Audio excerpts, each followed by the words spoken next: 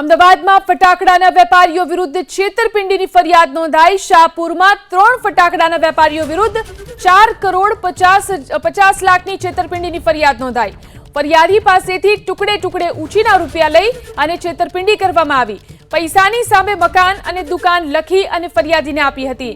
દુકાન પણ બારોબાર વેચી અને છેતરપિંડી કર્યાનો આરોપ।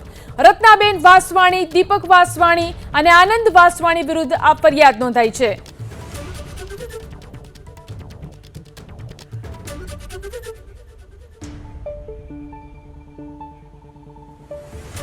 રીલના ચક્કરમાં અમદાવાદની ફતેવાડી કેનાલમાં ડૂબેલા 3 મિત્રોના મોતના મામલે મોટો ખુલાસો થયો।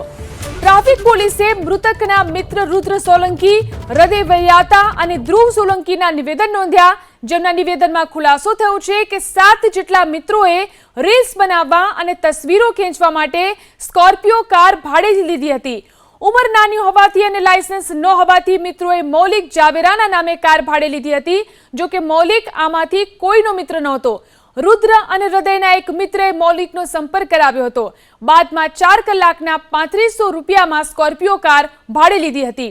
કાર લેવા માટે મૌલિક, રુદ્ર સોલંકી, હૃદય વારિયાતા અને ધ્રુવ સોલંકી એક સાથે જ ગયા હતા, જે ચારેય સીસીટીવી કેમેરામાં પણ કેદ થયા।